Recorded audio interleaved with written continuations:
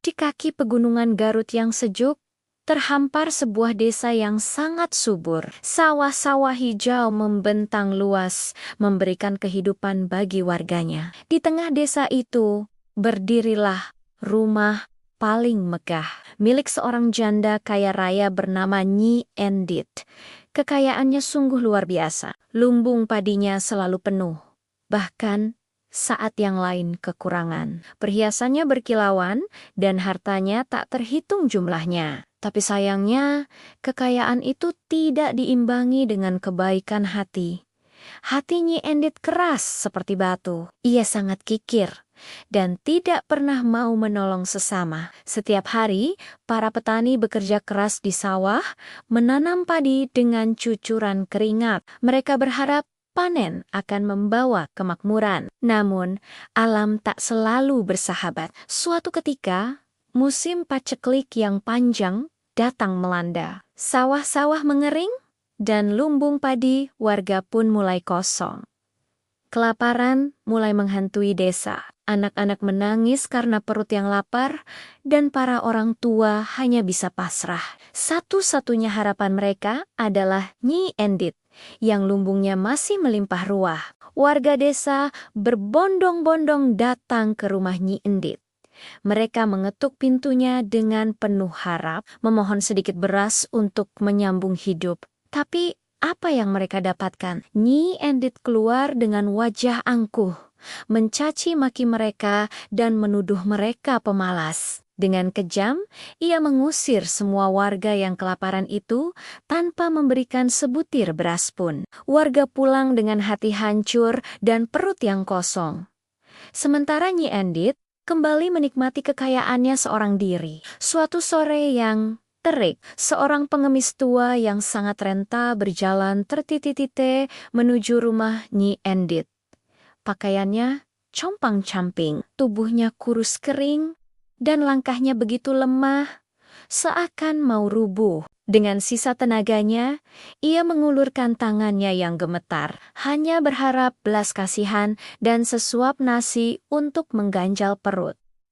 Melihat pengemis itu, Nyi Endit justru murka. Ia berteriak, "Pergi kau orang tua, jangan mengotori rumahku." Ia bahkan menyuruh para pelayannya untuk mengusir paksa kakek tua itu. Dengan hati yang pedih, pengemis tua itu tersungkur di tanah depan rumah Nyi Endit. Ia tidak marah, ia hanya menatap langit dengan tatapan penuh doa. Kemudian ia mengambil tongkatnya yang rapuh dan menancapkannya ke tanah. Dengan suara lirih, ia berkata, "Jika keserakahan telah membutakan hatimu, maka biarlah air yang akan menyadarkanmu."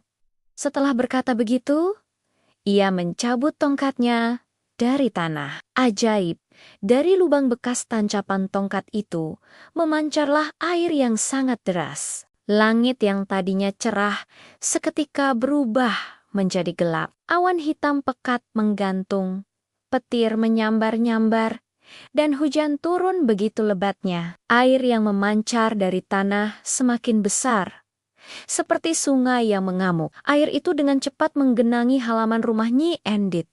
Warga desa yang melihat kejadian itu panik. Mereka berlari tunggang langgang mencari tempat yang lebih tinggi untuk menyelamatkan diri. Air terus naik, menenggelamkan sawah, pepohonan, dan rumah-rumah penduduk. Dari jauh, warga berteriak-teriak memanggil nama Nyi Endit, menyuruhnya segera keluar dari rumah sebelum terlambat. Tapi Nyi Endit tidak peduli. Di dalam rumahnya yang mulai tergenang air, ia justru sibuk mengumpulkan semua emas, perak, dan perhiasannya. Ia memeluk erat hartanya, seakan-akan benda-benda itu bisa menyelamatkannya. Ia tidak mau meninggalkan sedikit pun kekayaannya.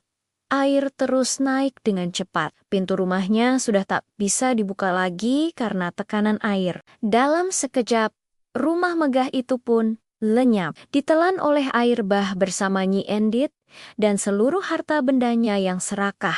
Ketika hujan reda dan matahari kembali bersinar, desa yang subur itu telah lenyap. Yang tersisa hanyalah sebuah danau yang sangat luas dan tenang. Warga yang selamat hanya bisa berdiri mematung di tepian menatap nanar ke arah genangan air yang telah menenggelamkan kampung halaman mereka. Untuk mengenang peristiwa itu dan sebagai pengingat akan keserakahan Nyi Endit, danau itu mereka namakan Setu Bagendit. Hingga hari ini, danau itu menjadi salah satu tempat wisata yang indah di Garut. Namun di balik keindahannya, tersimpan sebuah pelajaran abadi.